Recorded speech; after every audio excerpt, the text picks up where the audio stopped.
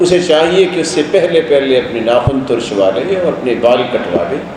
چاند نکلنے کے بعد جب تک وہ نماز نہیں پڑھ لیتا، قربانی نہیں کر لیتا، اس وقت تک اسے بال نہیں کٹوانے چاہیے اور نہ ہی اپنے ناخنوں کو کٹوانا چاہیے۔ ایک چوتھا کام بھی ہمیں کرنا ہے ان 10 دنوں میں، اللہ توفیق دے تو آپ صلی اللہ علیہ وسلم کی زوجہ مطہرہ بیان کرتی ہیں کان یصوم 9 ذی الحجہ، آپ پہلے 9 دن کے روزے رکھتے تھے۔ اگر آپ مشغول ہیں حدت اور شدت گرمی کی تو پھر 9 طریقہ تو آپ کو روزہ رکھنا چاہیے جو عرفے کے نام سے معروف ہے، کیونکہ رسول اللہ صلی اللہ علیہ وسلم نے خوشخبری سنائی ہے صوم یوم عرفہ یکفر سنتین ماضیہ ومستقبلا والفجر وليال عشر والشفع والوتر۔ اللہ ذو جلال کا بے پناہ احسان ہے جس نے ہمیں ایمان کی دولت سے نوازا اور ہماری رشد و ہدایت کے لیے نوشتہ ہدایت قرآن مجید کو نازل کیا، اس کی روشنی میں تربیت اور تزکیہ کرنے کے لیے کائنات کے سرتاج محمد الرسول اللہ صلی اللہ علیہ وسلم کو ہادی و مرشد بنا کے بھیجا۔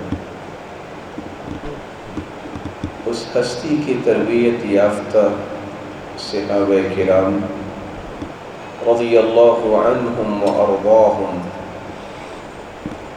اللہ تعالیٰ نے ان کے ایمان کو اتنا پسند کیا کہ قیامت تک آنے والی انسانیت کے ایمان کے لیے ان صحابہ کے ایمان کو میزان اور پیمانہ بنا دیا۔ کن اصولوں کی روشنی میں ان کی تربیت اور تزکیہ کیا گیا؟ ان اصولوں میں سے ایک اصول یہ تھا کہ رسول اکرم صلی اللہ علیہ وآلہ وسلم نے انہیں یہ تربیت دی تھی کہ وہ مواسم جو اجر و ثواب کو بڑھانے کے مواسم ہیں ان کا اہتمام کیا کرو۔ ایک مبارک موسم رمضان المبارک کا گزرا، ابھی چند ہی ایام کے بعد ایک ایسا موسم شروع ہونے والا ہے اس میں ہر مومن اپنے ایمان کی تجارت کو فروغ دے سکتا ہے۔ عالمی منڈی میں بھی کچھ ایام، کچھ مہینے مقرر ہیں جہاں تاجر اپنی تجارت کو فروغ دینے کے لیے کوشش کرتا ہے۔ ایک مومن، اس کی سب سے بڑی تجارت جنت کی تجارت ہے، اللہ کی رضا حاصل کرنے کی تجارت ہے۔ اس کو فروغ دینے کے لیے وہ مواقع کی تلاش میں ہوتا ہے، وہ ان ساعتوں کے انتظار میں ہوتا ہے کہ میرا ایمان کیسے بڑھ سکتا ہے، میں اللہ کے قریب کیسے ہو سکتا ہوں، اللہ کی رضا مجھے میسر کیسے آ سکتی ہے، اور میں اللہ کے محبوب لوگوں کی صف میں کیسے شامل ہو سکتا ہوں۔ اس کی ٹاپ پریارٹی یہی ہوتی ہے۔ اس لیے اللہ عز و جلال نے 2 باتوں کی اکٹھی قسم اٹھائی، والفجر ولیال عشر۔ قسم ہے فجر کی اور قسم ہے 10 راتوں کی۔ اللہ عز و جلال نے ان 2 چیزوں کی قسم اٹھائی ہے تو آخر کیوں قسم اٹھائی؟ فجر کی قسم، فجر کا وقت بڑا سہانا ہے، بلکہ رسول اکرم صلی اللہ علیہ وآلہ وسلم کے فرامین ہمیں سمجھاتے ہیں کہ فجر اور عصر کا وقت وہ وقت ہے جب فرشتوں کی ڈیوٹیاں چینج ہوتی ہیں۔ یتعاقبون فیکم ملائکۃ باللیل وملائکۃ بالنہار۔ وہ فرشتے جو فجر کی نماز پہ آتے ہیں وہ عصر کی نماز پہ واپس چلے جاتے ہیں، اور جو عصر کی نماز پہ آتے ہیں تو پھر فجر کو واپس جاتے ہیں. لیکن خوشخبری کی بات یہ ہے کہ جب یہ فرشتے رب تعالیٰ کے پاس واپس جاتے ہیں تو اللہ عز و جلال نے ہی بھجوایا ہوتا ہے، لیکن انہی فرشتوں کو گواہ بنانے کے لیے اللہ عز و جلال پوچھتے ہیں کہاں سے آئے ہو؟ اللہ تیرے بندوں کے پاس سے آئے. کیا کر رہے تھے؟ تو جواب کتنا خوبصورت ہے فرشتوں کا، اتیناہم وہم یصلون وترکناہم وہم یصلون. ایسے بندوں کے پاس گئے اور آئے ہیں وہاں سے. جب ہم گئے تو تب بھی وہ نماز میں تھے، جب واپس آئے ہیں تب بھی نماز میں تھے. تو رب تعالیٰ کا حکم یہ ہوتا ہے کہ تم گواہ رہنا، میں نے ان کو بخش دیا. والفجر، اللہ عز و جلال نے اس فجر کی قسم اٹھائی ہے کیونکہ رسول اللہ صلی اللہ علیہ وآلہ وسلم نے خوشخبری سنائی ہے، من صلی الصبح فهو فی ذمة اللہ فلا تغفر اللہ فی عہدی.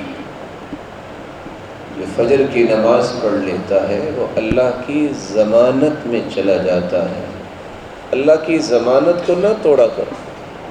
دنیا میں بھی ضمانت جائے فجر اور عشاء کی نماز پہ، یہ منافقت کی نشانی ہے. اور سچی بات یہ ہے کہ جو لذت اللہ نے فجر کی نماز میں رکھی ہے وہ کسی نماز میں نہیں. بالکل انسان تر و تازہ ہوتا ہے. شرط یہ ہے کہ اس کی زندگی کا شیڈول سنت کے مطابق ہو. جب رات کو فیس بک سے 2 بجے فارغ ہوگا تو فجر کی نماز میں سے لذت کیا آئے گی؟ اونگ آئے گی، جھولے آئیں گے. اگر وہ سنت کے مطابق وقت پہ سوتا ہے، ذکر و اذکار کر کے سوتا ہے، باوضو ہو کے سوتا ہے. ہاں اگر کوئی علمی مشغولیت ہے، امت کے مسائل ہیں، کوئی اچانک سے کوئی مہمان آ گئے تو شریعت نے اجازت دی ہے کہ آپ یہ وقت سپینڈ کریں. لیکن بے فائدہ انسان اپنے آپ کو لیٹ نائٹ جگاتا رہے، یہ اپنی جان پہ بھی اور اپنے ایمان پر بھی ظلم ہے. اگر وقت پہ انسان سوتا ہے، فجر کی نماز پڑھے، کوئی خیال نہیں، اس وقت جو اللہ جلال سے ہم کلام ہونے کی لذت انسان کو آتی ہے وہ سارے دن کی نمازوں میں نہیں آتی. اللہ جلال ہر ایک کے نصیبے میں فرمائے. رسول اللہ صلی اللہ علیہ وآلہ وسلم نے اس لیے فرمایا تھا کہ جس طرح منافقوں پہ فجر اور عشاء کی نماز بھاری ہے، اگر ان کو یہ پتہ چل جائے کہ یہ 2 نمازوں کی عظمت کتنی ہے، ان کو گھٹنوں پہ رینگ کر آنا پڑے تو گھٹنوں پہ رینگ کر ہی آ جائے. اور اسی حدیث کے آخر میں ایک بات ہے جو میرے اور آپ کے لیے بڑی ہی سوچنے والی بات ہے. آپ نے فرمایا میرا جی چاہتا ہے کہ ایک مؤذن اذان کرے، پھر میں کہوں کہ نماز کوئی اور پڑھائے، اور میں آگ کا شعلہ لے کر جاؤں وَحَرِّقَ عَلَى مَنْ لَا يَخْرُجْ إِلَى الصَّلَاةِ، اور جا کے وہ لوگ جو فجر کی نماز اور عشاء کی نماز پہ نہیں نکلے ان کے گھروں کو جلا کے راکھ کر دوں. تو معمولی بات نہیں. لیکن میں دیکھتا ہوں کہ اس میں بچے بھی ہیں، جیسا کہ دوسری روایت میں ہے، عورتیں بھی ہیں.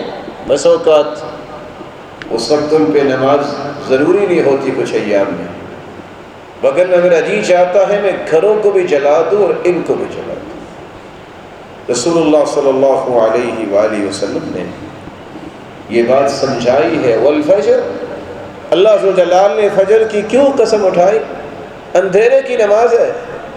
بشر المشائین فی الظلم الی المساجد بالنور التام یوم القیامہ. آج اندھیروں میں چل کے نماز پڑھنے کے لیے جو نکلتا ہے اس کو خوشخبری دے دو کہ قیامت کو اسے مکمل نور اور روشنی عطا کر دی.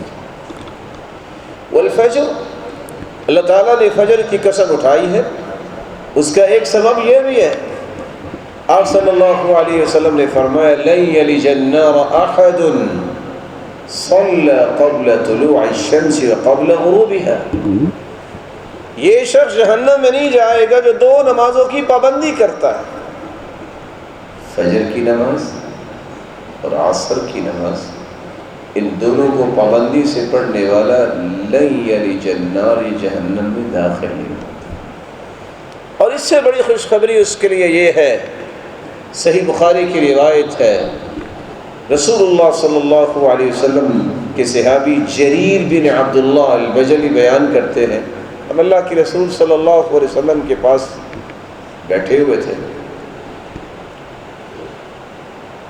رات کا وقت تھا، 14ویں رات کا چاند چمک رہا تھا، آپ صلی اللہ علیہ وسلم نے ایک سوال کیا، اما انکم سترون ربکم کما ترون هذا القمر لا تضامون فی رؤیتی، میرے صحابہ چاند کو دیکھ رہے اس چاند کو دیکھنے میں کوئی رکاوٹ ہے؟ کہ رکاوٹ تو کوئی نہیں، اس کی چمک اور دمک نظر آ رہی ہے۔ تو آپ صلی اللہ علیہ وآلہ وسلم نے فرمایا تم قیامت کے دن جنت میں اپنے رب کو اسی طرح دیکھو۔ اللہ کے رسول کیسے دیکھیں گے؟ بس شرط ایک ہے، فَإِنِ اسْتَطَعْتُمْ أَلَّا تُغْلَبُوا عَلَى صَلَاةٍ قَبْلَ طُلُوعِ الشَّمْسِ وَقَبْلَ غُرُوبِهَا، ایک فجر کی نماز اور ایک عصر کی نماز کی پابندی تم کر لینا، جنت میں رب کا دیدار تمہیں اسی طرح نصیب ہوگا جس طرح 14ویں رات کے چاند کو ہے۔ والفجر وليال عشر، اللہ جلال ہمیں اس قسم کی عظمت کو سمجھنے کی توفیق دے اور پھر فجر کا پابند بھی بنائے۔ ولیال عشر، 10 راتوں کی قسم اللہ جلال نے اٹھائی ہے۔ ابو عثمان النہدی رحمہ اللہ بیان کیا کرتے تھے،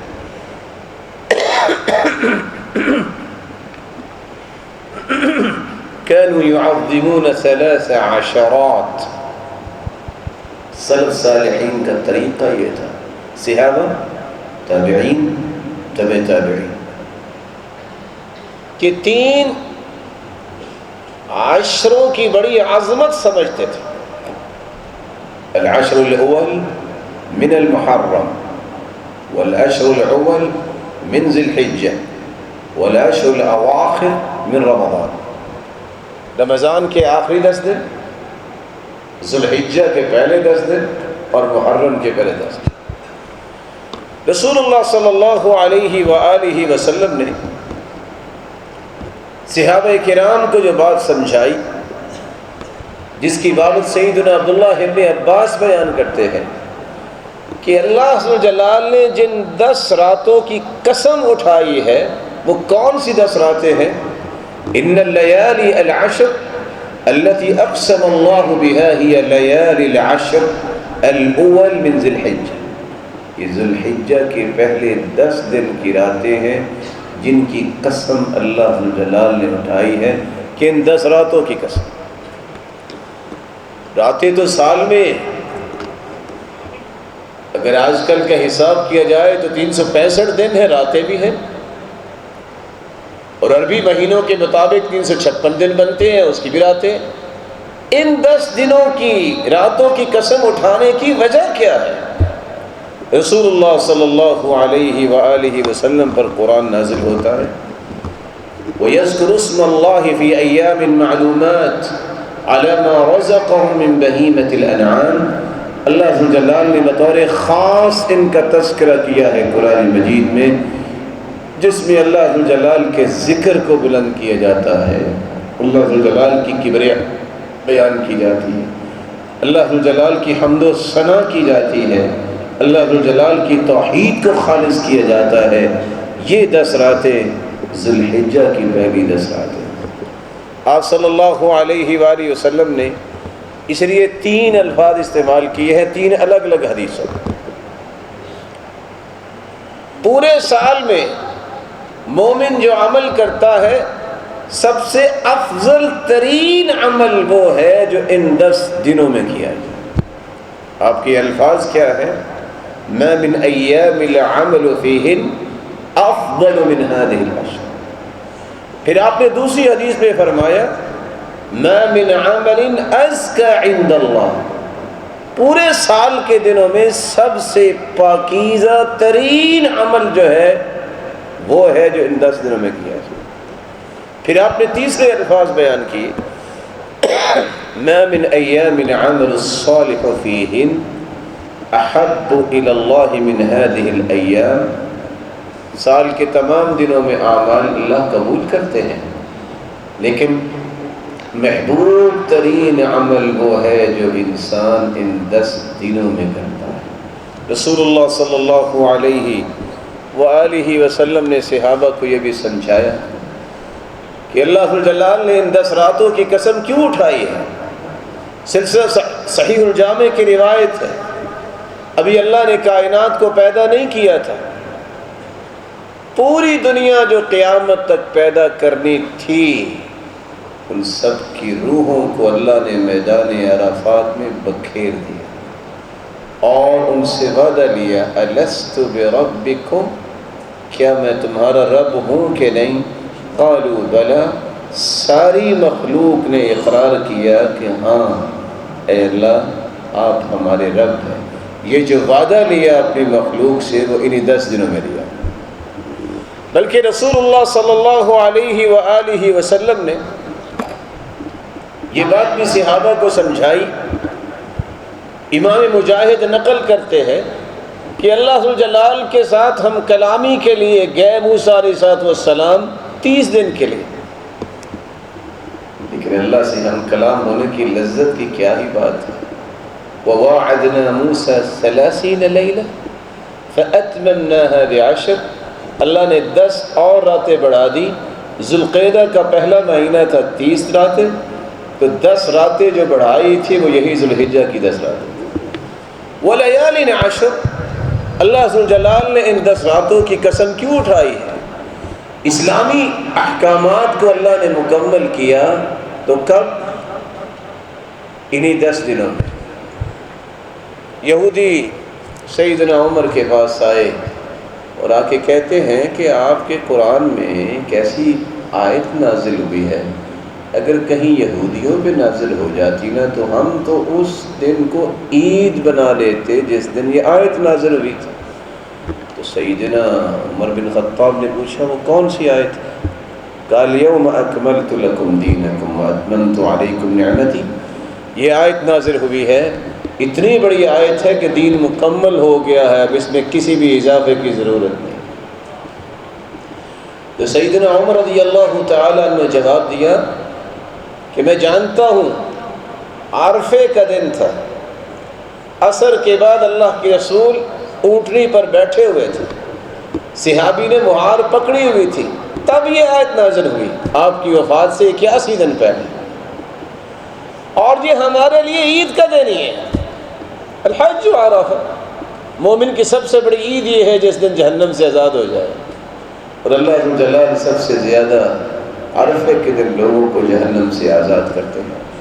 وَلَيَالٍ عَشْرٍ، اللہ جلال نے ان 10 راتوں کی قسم اٹھائی ہے۔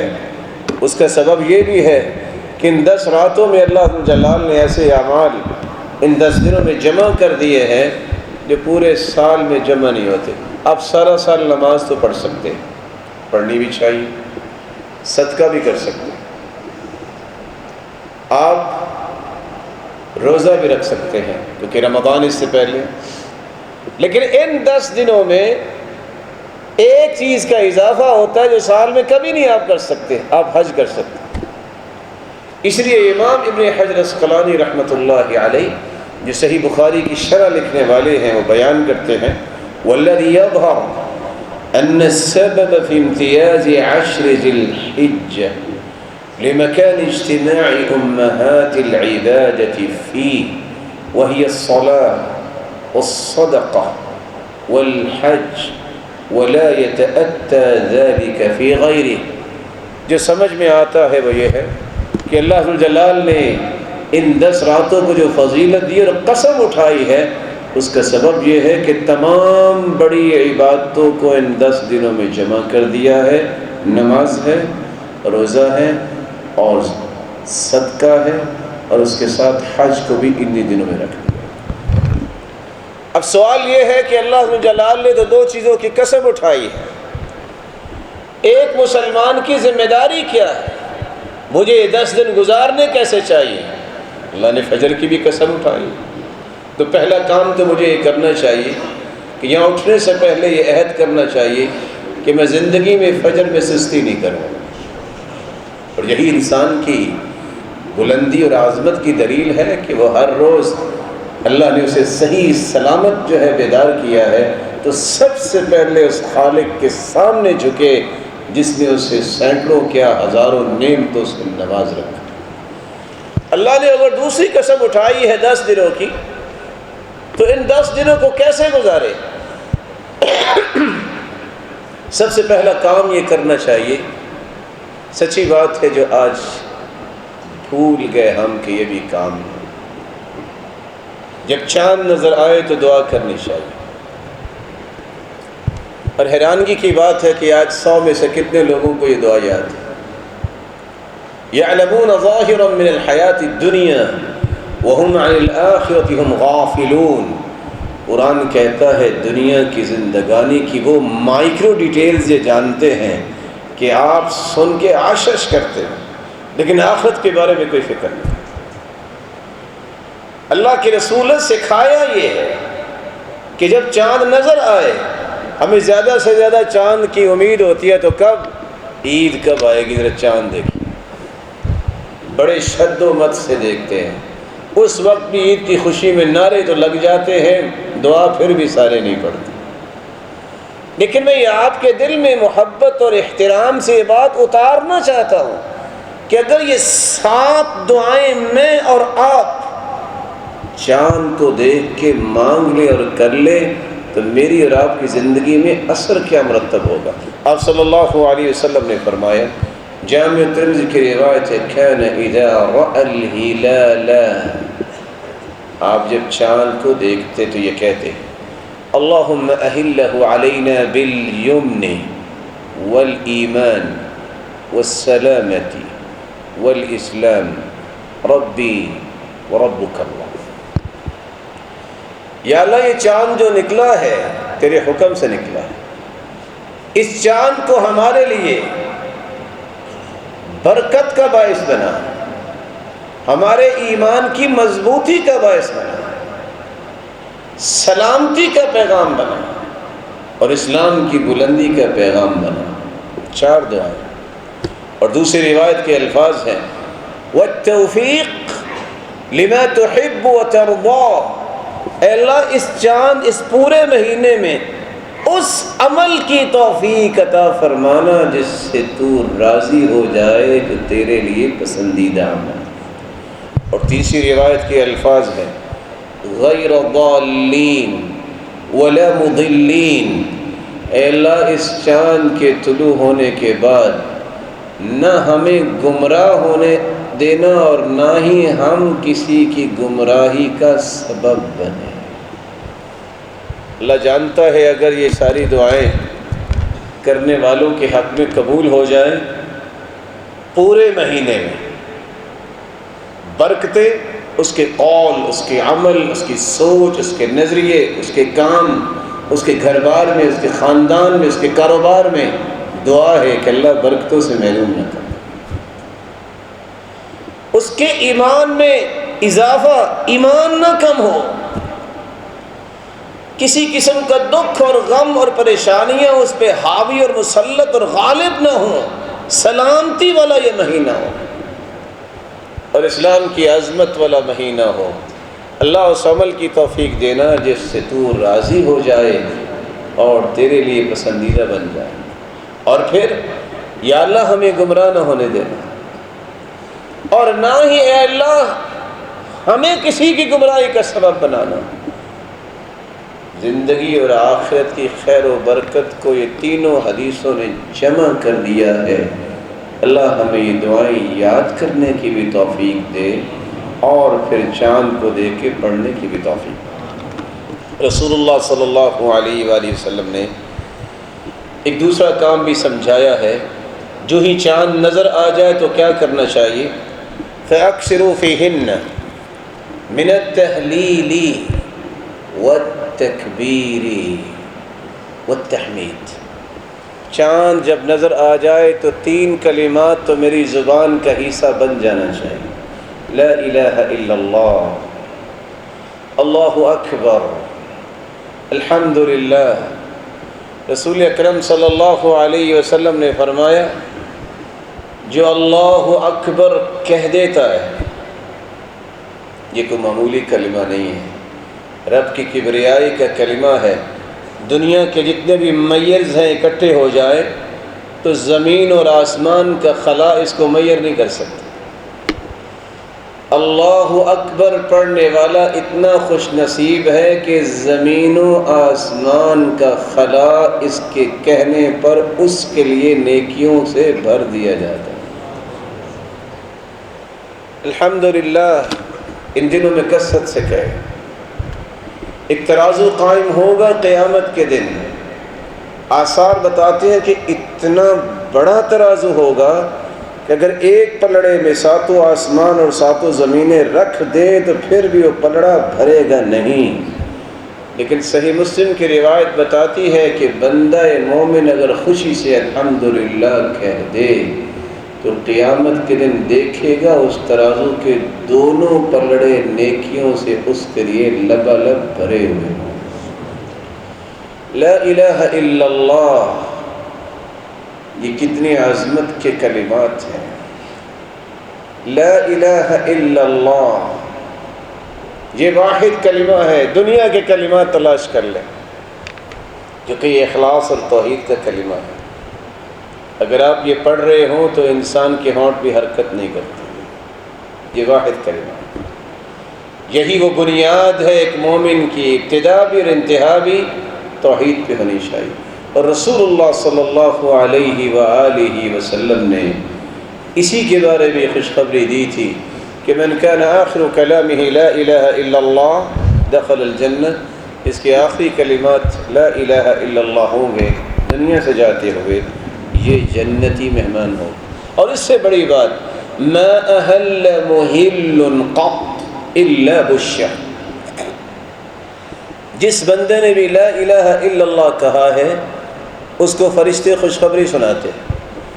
ولا کبر مکبر قط الا بشر، جو بھی اللہ اکبر کہتا ہے فرشتے فوراً سے خوشخبری دیتے ہیں۔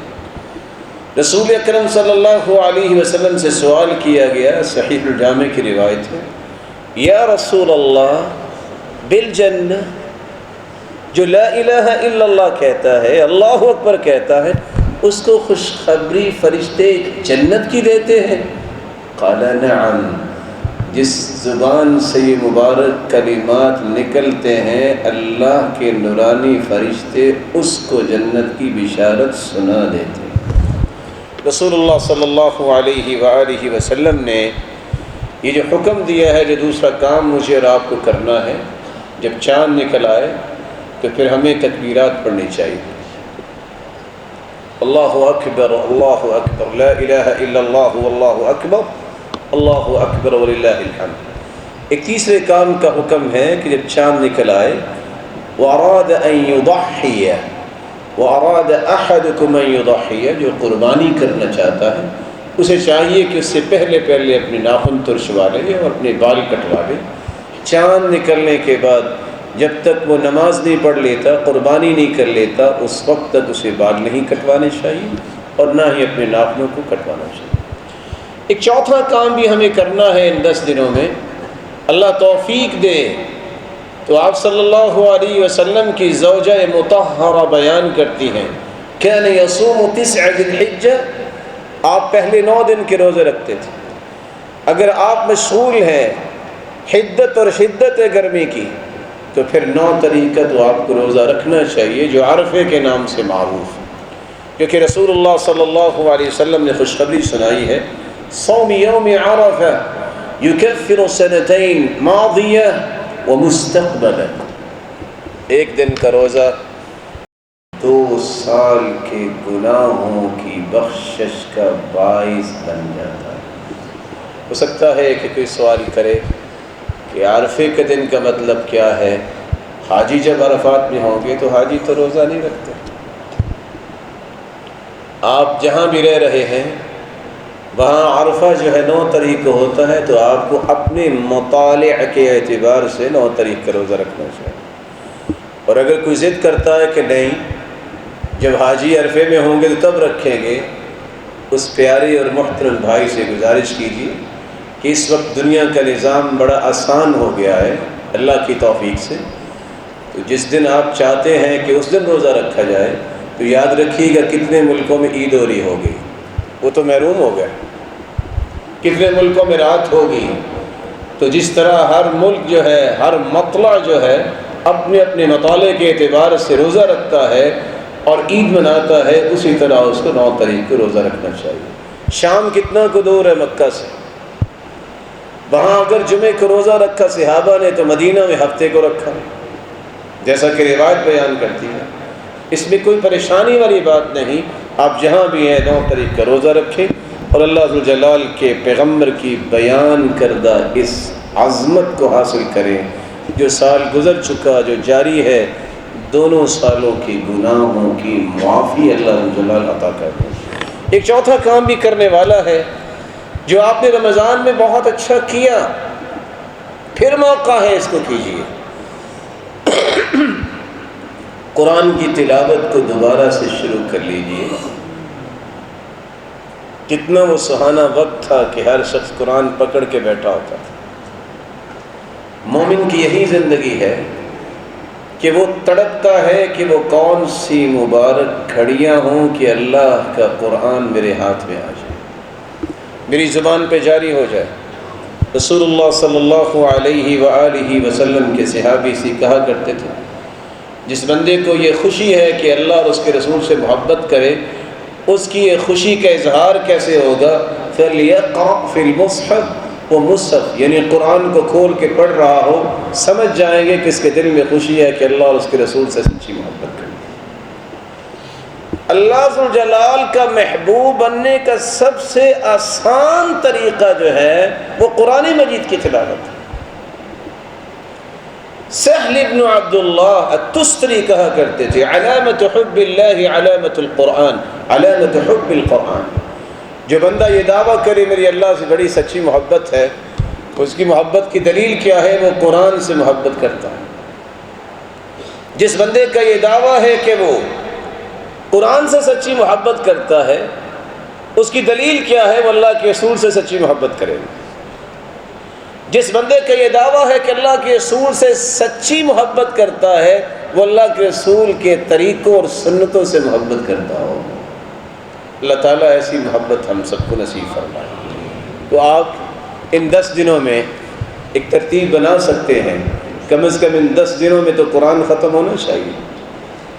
سورۃ الفاتحہ سے لے کے آپ سورہ آل عمران تک پہلے دن پڑھ لیں، سورہ نساء سے لے کے آپ سورہ مائدہ تک دوسرے دن پڑھ لیں، کوئی زیادہ نہیں۔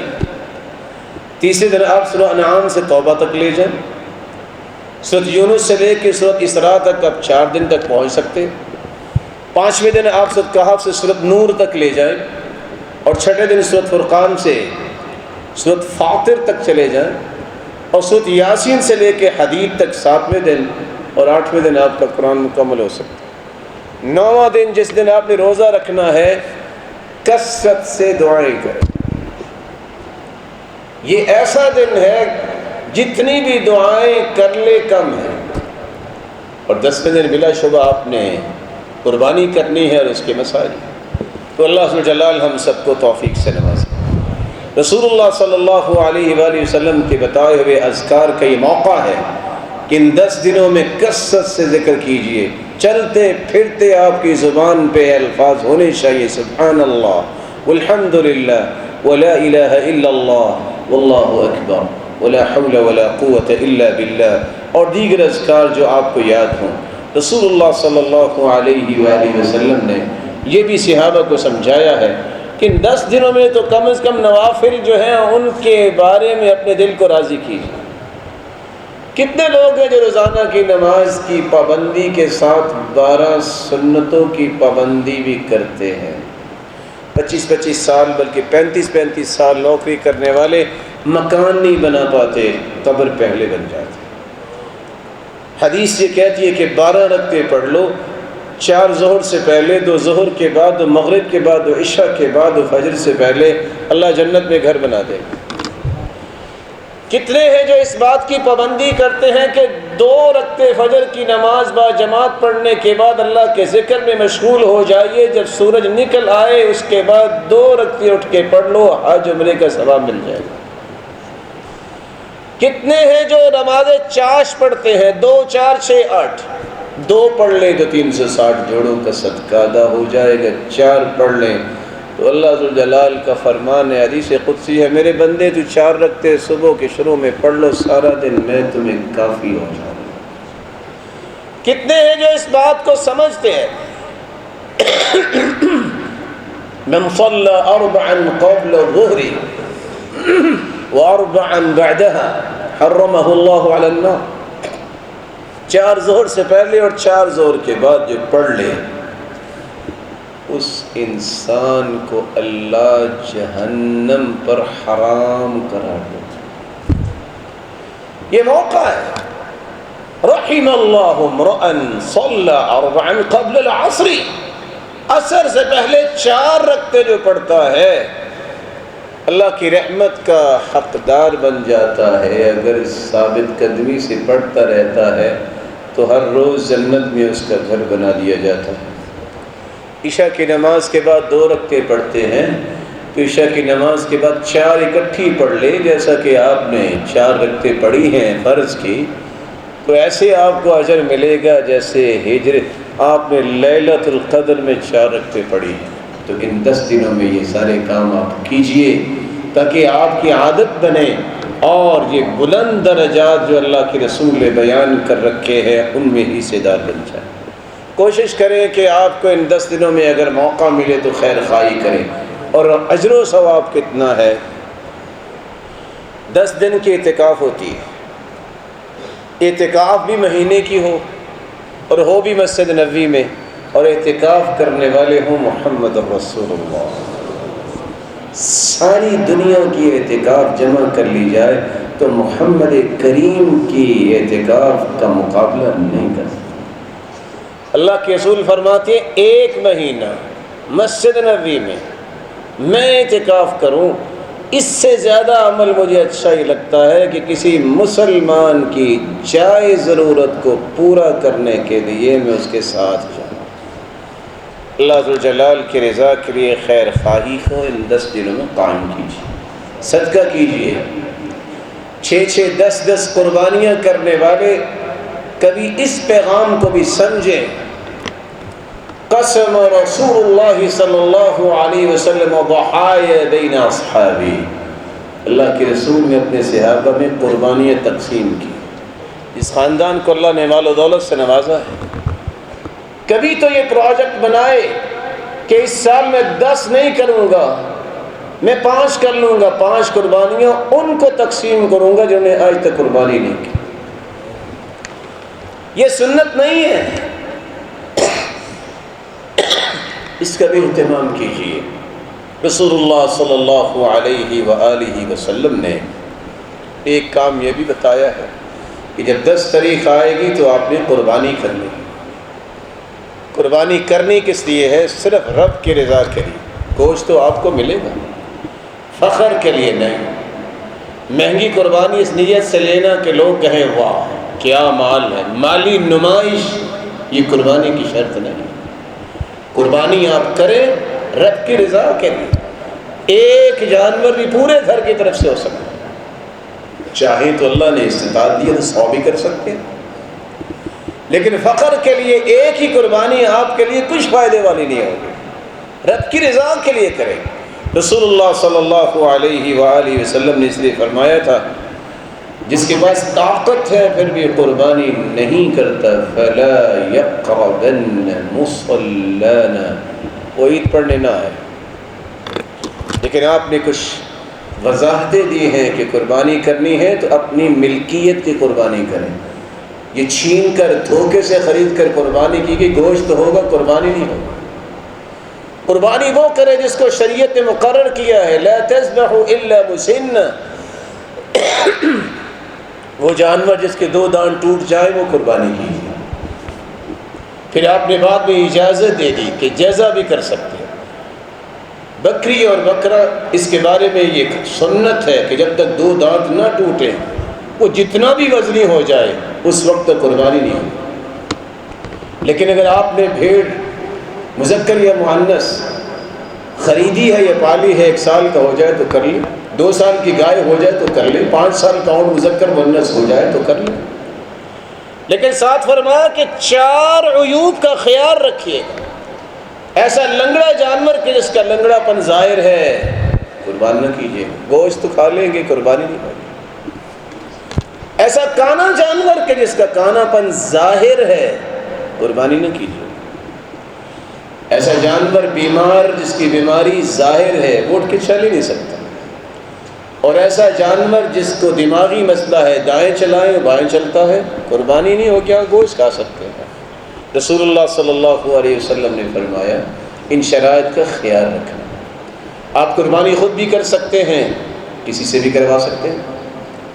قربانی مرد بھی چھری چلا سکتا ہے، عورت بھی چلا سکتی ہے، کیونکہ سیدنا ابو موسیٰ اشعری رضی اللہ تعالیٰ عنہ نے فرمایا تھا بیٹیوں سے جاؤ اپنی اپنی قربانی کرو. اور صحیح بخاری کی روایت ہے جب ایک عورت نے بکری کو ذبح کیا، صحابہ نے سوال کیا فَأَمَرَ بِأَكْلِهَا، فرمایا جاؤ کھاؤ. یہ دنیا کی باتیں ہیں. آج کی عورت اگر چھری کو ہاتھ لگا دے گی تو حرام ہو جائے.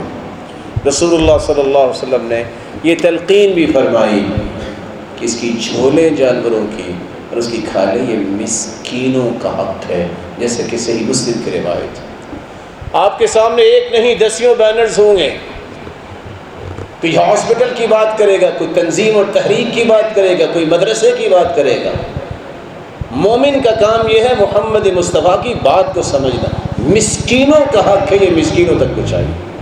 اگر آپ کے شہر میں مسکین ختم ہو گئے ہیں تو آپ کسی بھی خیر کے کام میں اس کو استعمال کروانا. خود سے کھال کو بیچ کر خود استعمال کر لینا. من باع اضحیتہ فلا اضحیت لہ، جو کھال کو بیچ کے خود ہی کھا لیتا ہے اس کی قربانی نہیں ہے. اللہ تعالیٰ ان دنوں کو غنیمت سمجھنے کی توفیق عطا فرمائے اور یہ سارے اعمال کر کے رب کی رضا نصیب فرمائے. وآخر دعوانا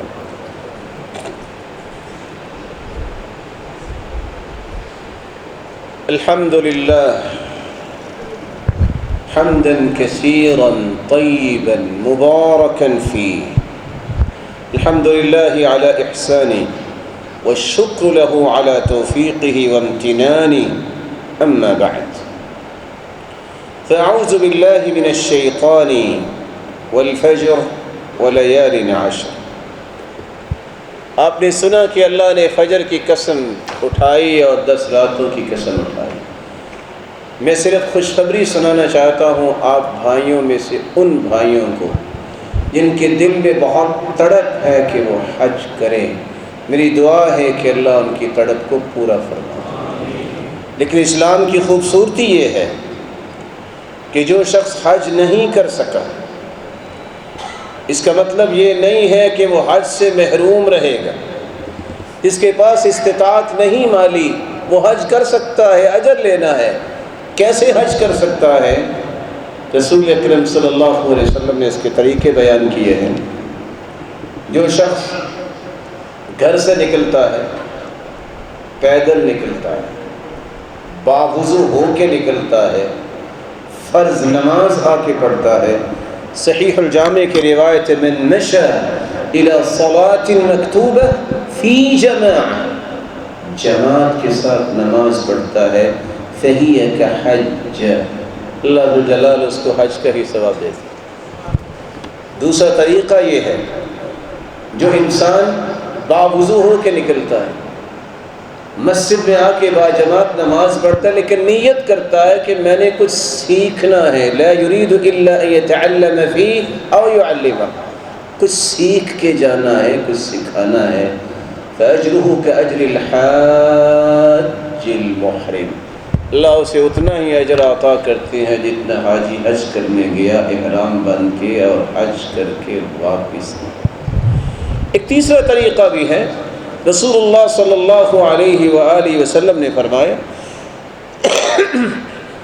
فجر کی نماز با جماعت پڑھتا ہے، پھر اللہ کے ذکر میں مشغول ہو جاتا ہے، سورج نکلتا ہے، اٹھ کے 2 رکعتیں پڑھ لیتا ہے، تو اللہ کے رسول صلی اللہ علیہ وسلم کا فرمان کتنا خوبصورت ہے، من صلی الفجر فی جماعہ ثم قعد یذکر اللہ عز وجل حتى تطلع الشمس ثم صلى ركعتين كانت له كأجر حجة وعمرة تامة۔ یہ 2 رکعتیں اتنی اللہ کو پسند ہیں کہ اللہ اسے مکمل حج عمرے کا اجر و ثواب عطا کرتا ہے۔ ایک چوتھا طریقہ یہ ہے، صحابہ کرام نے سوال کیا سبق المفردون، اللہ کے رسول مال والے تو سبقت لے گئے، پوچھا میرے صحابہ وہ کیسے؟ کہتے ہیں مال ان کے پاس ہے، حج بھی کرتے ہیں، عمرے بھی کرتے ہیں، جہاد بھی کرتے ہیں، صدقہ بھی کرتے ہیں، 4 کام کرتے ہیں، ہم تو نہیں کر سکتے۔ آپ نے فرمایا کہ میں عمل بتاؤں کہ آپ بھی اجر میں ان کے برابر ہو جائیں؟ کیوں نہیں؟ کہ نماز جب پڑھ لو نا، تسبحون 33 33 مرتبہ سبحان اللہ پڑھ لینا، 33 مرتبہ الحمدللہ پڑھ لینا، اور 34 مرتبہ اللہ اکبر پڑھ لینا، کیا ملے گا؟ 5 کام، حج کا بھی ثواب ملے گا، اور عمرے کا بھی، اور جہاد کا بھی، اور صدقے کا بھی ثواب، اور دوسری روایت میں آتا ہے حطت عنہ خطایاہ وإن كانت مثل الزبد البحر، سمندر کی جھاگ جتنے بھی گناہ ہوں گے مٹا دیے جائیں۔ آپ صلی اللہ علیہ وآلہ وسلم نے ایک 5واں طریقہ بھی بیان کیا، اور میں دعا کر کے ایک طریقہ بیان کروں گا، یا اللہ جو حج پہ نہیں جا سکے ان کو آئندہ رمضان میں عمرے کی توفیق عطا۔ حدیث میں آتا ہے ان عمرۃ فی رمضان تعدل حجہ او حجۃ معی، جو رمضان میں عمرہ کرتا ہے اس کو اجر اتنا ملتا ہے جس نے اللہ کے رسول کے ساتھ حج کیا۔ رسول اللہ صلی اللہ علیہ وآلہ وسلم نے یہ طریقے اس لیے بیان کیے ہیں کہ کوئی مایوس نہ ہو۔ اور ایک بات جو سمجھنے والی ہے، جو آج ختم ہوگی معاشرے میں، وہ کیا ہے؟ حرام سے بچنا جو ہے۔ ابن رجب بیان کرتے ہیں، سلف صالحین کہا کرتے تھے ترک دانک مما یکرہہ اللہ، درہم کو 6 حصوں میں تقسیم کیا جائے تو 1 حصہ دانک بنتا ہے۔ حرام مال اتنا بھی جو ہے، اس سے اگر کوئی بچ جائے تو سلف کہا کرتے تھے 500 حجوں سے زیادہ پیارا کام، حرام کے قریب نہ جائے۔ سود کا مال، حرام خوری کا طریقہ چھوڑ دیا جائے، اور یہ اللہ ذو جلال کے ساتھ جنگ ہے۔ کسی مفتی نے آپ کے کام نہیں آنا۔ حدیث کہتی ہے ما حاک فی صدرک، جو آپ کے دل میں کھٹکا پیدا کرتا ہے یہ گناہ ہے۔ وَإِنْ أَفْتَاكَ الْمُفْتُونَ، ساری دنیا کے مفتی فتویٰ دے دیں، تب بھی آپ کو یہ فتویٰ کام نہیں دے گا۔ 36 مرتبہ زنا کرنے سے زیادہ گناہ ہے 1 درہم سود تک ہے۔ 72 گناہ ہے۔ سب سے کم درجے کا گناہ سود کا اتنا ہے کہ جو شخص اپنی والدہ سے زنا کرتا ہے۔ حرام سے بچنا جو ہے، سلف کیا کہتے ہیں، 500 حجوں سے افضل ہے۔ اللہ سے دعا ہے جتنے روشن چہرے بیٹھے ہیں، مولا کریم ان روشن چہروں کی حفاظت فرما، ایمان، عزت و برکت، صحت اور خوشی والی لمبی زندگی نصیب فرما، اور ان چہروں پہ جہنم کی آگ حرام کرا دے۔ اے اللہ ان کو اتنا حلال دے کہ حرام کی طرف دیکھنا تو دور کی بات ہے، سوچے بھی نہ۔ ان کو اور ان کی اولاد و نسلوں کو بھی حلال واسع نصیب فرما۔ جس طرح تیرے گھر میں ہے اللہ ان کو اپنی جنت میں بھی جمع فرما، اپنے محبوب کی رفاقت نصیب فرما، اپنا دیدار نصیب فرما۔ وآخر دعوانا